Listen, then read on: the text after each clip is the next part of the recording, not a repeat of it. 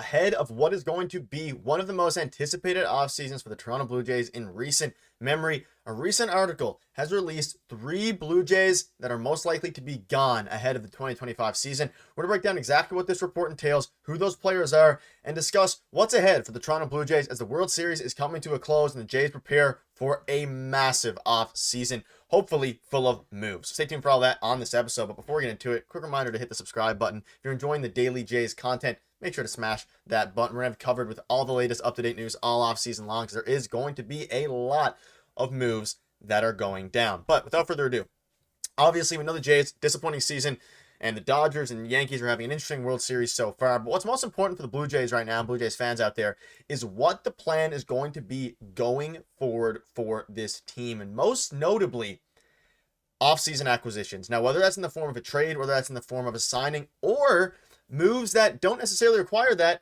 In this case, maybe they move away from some of the players that they currently have on the team. Let's dive into the first one here. And this report and article is very interesting. So the first one they have is left-handed pitching prospect Ricky Tiedemann could find himself involved in an off-season trade. Basically goes on to say that heading into the off-season, it's clear that the Blue Jays are going to need to make some sort of moves to put a better roster on the field in 2025 compared to what they had last year. And again, whether they're extremely active in free agency, active in the trade market, or both, they need new talent. I completely agree with that. And the interesting paragraph here is the second one. The second paragraph says I think that the best chance of being traded is Ricky Tiedemann. And as of this point right now, Ricky Tiedemann is the Toronto Blue Jays' fourth ranked prospect.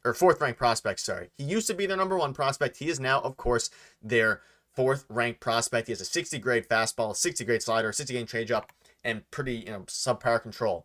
The thing with Ricky Tiedemann, we thought he was going to make his debut last year and factor a big, have a huge year for the Toronto Blue Jays and factor big time into their plans. However, due to the injury, he's now going to be out until 2026 at the minimum. So he's going to miss the entirety of next year. So that's why this article is interesting. So if they decide to move off of Ricky Tiedemann, what team would be willing and what would his value currently be at? Because there was points where fans were unwilling to give up Ricky Tiedemann in multiple big trades, whether that's for Brian Reynolds, whether that's probably for Juan Soto last offseason. A lot of different trades that were declined from the Toronto Blue Jays perspective because Ricky Tiedemann was that highly touted of a prospect. And the fact that now, of course, he is hurt and his value has definitely dropped significantly, especially on the trade market because of his need for Tommy John surgery, because he's missing all of this upcoming season and he barely pitched last season and really hasn't pitched much in his professional career. There's a lot of question marks for Ricky Tiedemann. And again, I don't know if the Jays are going to want to sell low on a guy that at one point had some of the most value in all of baseball when he was a top 100 prospect. I believe he was as high as 27 in the MLB top 100 prospect list, if I'm not mistaken. Correct me if I'm wrong. But 22 years old now, still super young. His ETA will be in 2026, the year after next year. And if he has a full recovery, he is still an elite pitcher. He has a great arm, a great changeup, a great slider, and a great fastball. And he's a lefty. He throws mid to high 90s. Like, the sky is the limit for Ricky Tiedemann. And ultimately, it's going to come down to what they see as the future for him. But if they want to go and push their contention window to help solidify what their plan is with Bichette and Vladdy going forward, whether that's in the form of an extension or a trade for Bichette, then it would make sense to push all your chips in. Maybe Ricky Tiedemann's the guy that they want to say, hey, he's not even going to be ready until 2026. Maybe we give him to a team that is a bit weaker and has time to wait for these players to develop. Even though I think at this point, the Blue Jays aren't quite close enough yet to a World Series to be pushing their chips all in. It's a good chance that if they do decide to make a blockbuster trade, don't be surprised if Ricky Tiedemann is the name in there. But another guy is George Springer, and George Springer should be cut or traded by the end of the season. Now, I don't think he's going to get cut, but there's been a lot of fans and a lot of discourse about this over the past few weeks and months. Transitioning away from the prospect side, let's look at George Springer, set to make $50 million over the next 2 seasons. We know he makes $25 million AAV. Was horrible last year. Was a one WAR. Wasn't a replacement level player, but was pretty close. He's getting older, slower. Best case scenario, Jays can find somebody that's willing to take on the contract. We'll free up a bit of cap space and slot a better outfielder that can help the Jays make a World Series push they're looking for. So I'm not entirely sure about this one either. I think there is still some hope for George Springer. I really do. Now, whether that's in the form of him being a fourth outfielder, whether that's in the form of him being maybe a everyday outfielder, but hopefully he improves, that's still up in the air. I'm just not entirely sold on the fact that George Springer is completely washed. He is, 35 years old. He's not getting any younger. His bat speed looks a little bit slower. He's still a very good outfielder defensively, elite. or not elite, sorry, but like he's pretty solid. We've seen a lot of elite plays last year. I saw a couple in person. But I'm not sure at this point if the Toronto Blue Jays have if there would be a trade suitor for him at that $50 million cap hit over the next 2 years, and B, there is a chance that he has a bounce back year. Like there's a chance next year he plays 100 games, puts up a 790, 780 OPS, and yeah, that's not great, but it's a bit above a league average, and he can maybe be a plus defender out there, help mentor some of the young guys, and again the fans love him. Obviously, that doesn't really matter, but the players love him a lot. The clubhouse, whether that's Vladdy, Bo. All but positive things. Nothing but positive things, for George Springer. So it's going to be interesting with Georgie to see how he does, what his plan is going forward. But let me know in the comments, would you want to see George Springer traded? And if they could open up the salary, or do you think that, because again, his trade value at this point, when it comes to value, getting prospects back, I can't imagine is very high. But I would assume that, again, it depends what the trade market is. But leave in the comment section if you're watching right now what your thoughts are on that. And let's move on now to Bichette. Now, of course, Bo is the last one here. Bichette could be traded by the end of the calendar year.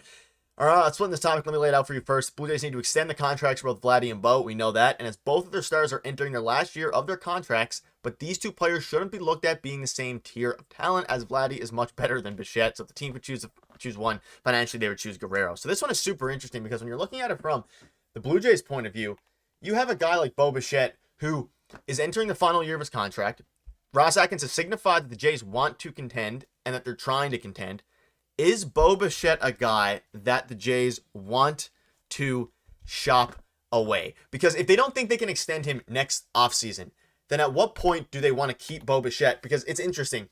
We know that obviously Ross Atkins' job is on the line at this point. And if they don't go out next season, and if they say they're going to compete next season, they make all these moves like they did last offseason. They made a bunch of poor moves ultimately. But if they go out and they keep Bo, they sign a few guys, and that doesn't work out, and by the deadline they're out of the race. There's a very real world where they trade Bichette. There is also a world where they trade Bichette this offseason. We've seen numerous reports, whether it's Bob Nightingale, John Heyman, other guys like that, Mark Feinsand.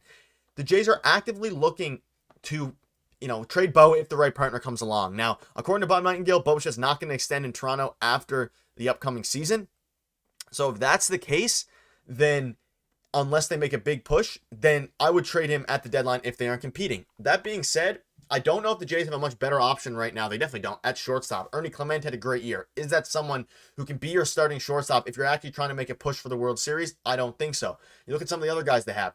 It gets to the point now where their prospect pool, they don't have too many shortstops aside from Arjun Amala, who is still years away. So you're either going to extend Vladimir Guerrero, or Bichette, you're definitely going to extend Vladdy, hopefully, but you either extend Bichette or you move on from him. But I don't know if you move on from him right away. That's the scary thing. Sorry, I think they should, but I don't think Ross Atkins is going to move out of Bichette right now. Because if you do that, you're signifying a retool. You're signifying the fact that you're not trying to compete next year unless you trade him for another position of need, whether that's a pitcher, whether that's bullpen help, and then you go out and sign a guy like Willie Adames. That could be a strategy in an area that works. But otherwise, I think they might just keep Bichette because Ross Atkins' job at this point kind of relies on it. It's going to be very interesting to see how they handle this very unique situation. And Bichette might be on the way out. But out of all these players, let me know in the comment section down below what your thoughts are on them and which player you think is most likely to be out of Toronto either before this season or by the end of next season. Let me know what your thoughts are. Thank you guys for watching. See you soon.